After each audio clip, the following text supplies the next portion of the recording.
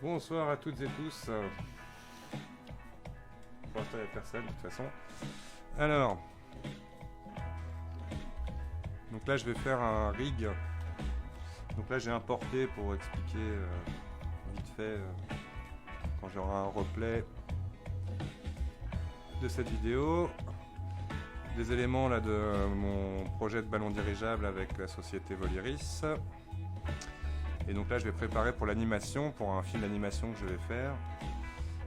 Donc, je suis en train de correctement générer les points de pivot, des géométries, les matériaux, tout un tas de trucs. Donc là, j'ai pas tout fait encore. Mais je voulais m'amuser aussi à vous montrer, par exemple, pour la déformation des pneus. Donc voilà, je me suis mis dans une vue latérale. Hop. Et là, je vais sélectionner, alors, par défaut, rappelez-vous, le curseur est bien au centre, ici. Je sélectionne cet objet, point de mon numpad pour aller dessus. Je veux le curseur ici, majuscule S, curseur to selected, toc. Et là, je vais y ajouter une lattice. Je vais revenir dans une vue latérale. S pour grossir ma lattice.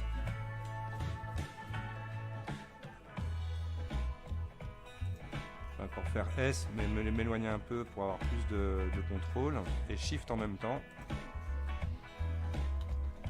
Encore un peu.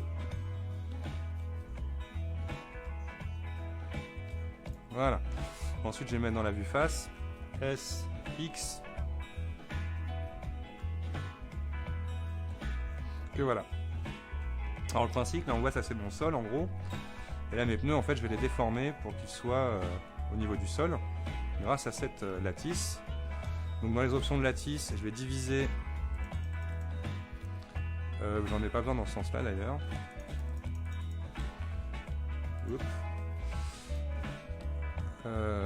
Non, c'est surtout pas dans ce sens-là d'ailleurs. Si j'en ai besoin comme ça et comme ça. Donc c'est une cage qui va me permettre donc de déformer mes pneus. Alors mes pneus, on remarque bien, hein, j'ai bien mis mon point de pivot. Alors pour exemple, pour que le point de pivot, par exemple, de mon pneu soit pile poil ici, on imagine, là je fais CTRL A, All Transform, bah là le point de pivot il est parti tout là-bas. Donc je veux bien qu'il tourne autour de cet objet, de son axe ici. Tab, CTRL clic droit, je vais prendre clic dans le vide. On va faire Alt Z. Ça y était déjà. Ah oui, je vais mettre en mode sommet, pardon, c'est ça que je voulais dire. Et là, prendre avec par exemple Alt clic la boucle de sommet qui est ici. Je suis en sommet, oui. Ah non, je suis en face. Voilà, bon, on va faire par exemple en sommet. Alt clic pour prendre cette boucle là. Et tout simplement majuscule S, curseur to selected. Je sors de l'édition. Et là mon objet, object, set origin, to 3D cursor. Ok. Donc là maintenant si je fais une rotation RX,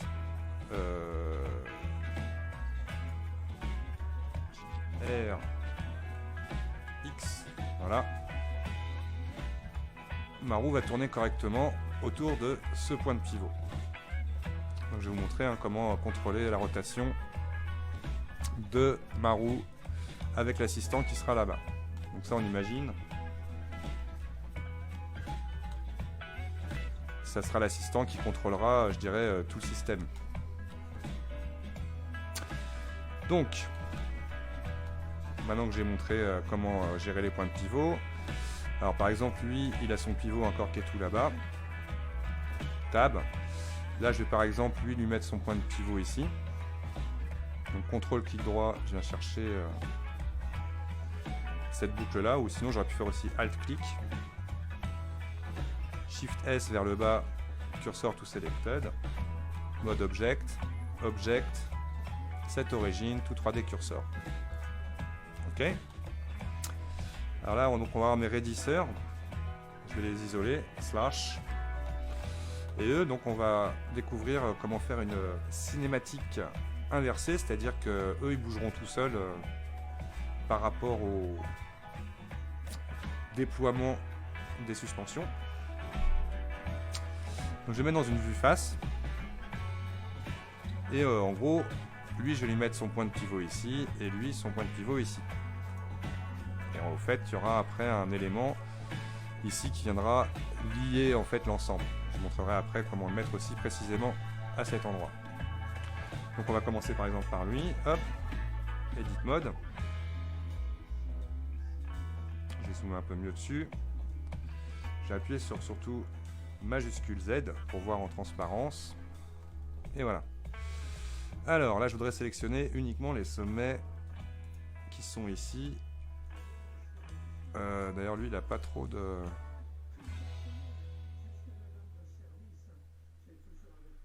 points. Donc ce qu'on va faire, on va prendre... Il faut que j'ai le centre en fait. Donc là, ce que je vais faire, je vais prendre ça, CTRL, clic droit, hop là. Et CTRL, clic droit en face. Majest, cursor to selected. Ouais, ça me fait pas trop ce que je voudrais. Alors, comme je ne l'ai pas sur cet élément-là, on va tout simplement réfléchir et servir de son cerveau. On va le faire avec celui-là. Tab. Et là, je vais utiliser la fonction C. Et là, en sélectionnant la taille du lasso, je vais pouvoir venir sélectionner comme ça. On va faire un coup au-dessus.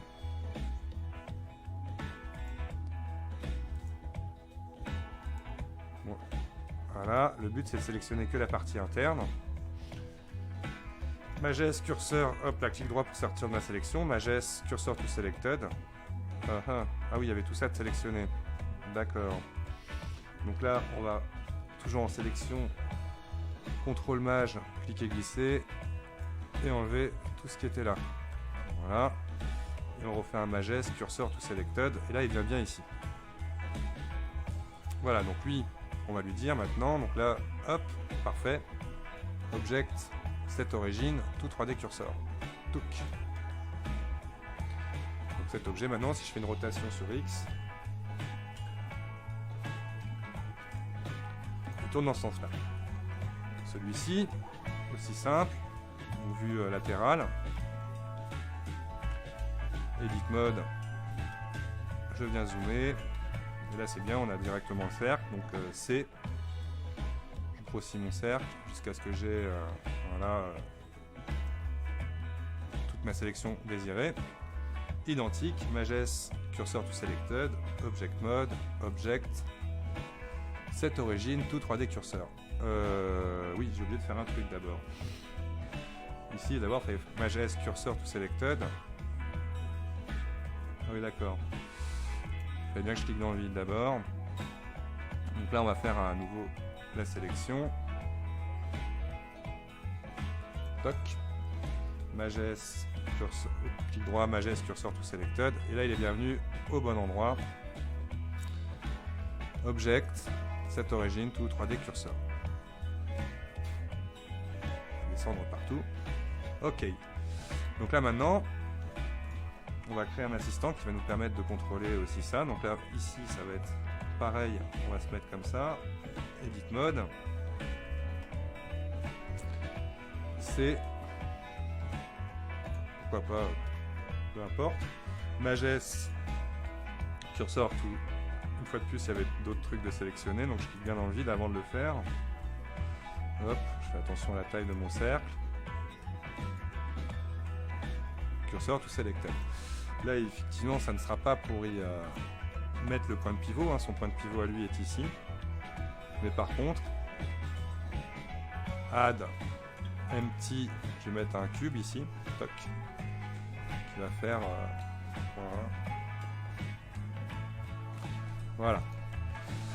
Donc comme ça, on va pouvoir avec ces éléments créer aussi un... Donc d'ailleurs, même ce que je vais faire pour que ce soit propre, je vais dupliquer lui. Majest, cursor to selected. Toi, Majest, sélection tout cursor. Toc. D'accord? Donc ces assistants vont me permettre comme ça de contrôler le débattement donc, de mes raidisseurs. Slash, on revient ici, Maj Z. Ok. Donc maintenant on va venir déformer un peu nos roues. Alors déjà, je vais aller en edit mode de ma cage. Mais avant tout, d'abord, il faut d'abord lier les roues. Et donc c'est tout bête. Alors vous verrez que chaque roue est indépendante parce que il va pouvoir tourner sur lui-même ici pour orienter la nacelle. Et vous allez voir que c'est assez, ça va être assez long. Donc voilà, ça c'est fait. J'ai mon objet ici. On va lui ajouter un lattice. Et on va aller chercher le lattice. Ok, pareil pour lui.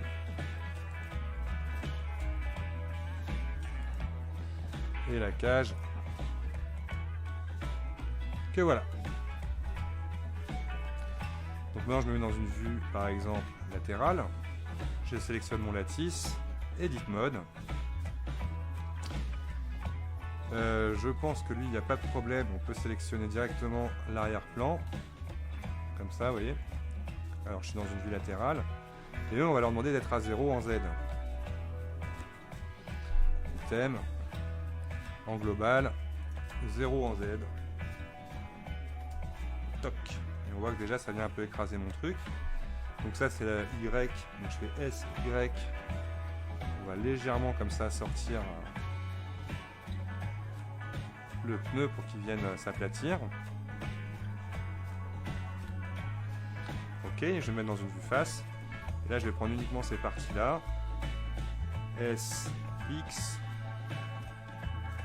Pas trop, hein, ça sert à rien d'exagérer. Pareil pour ici. S, X. Ok.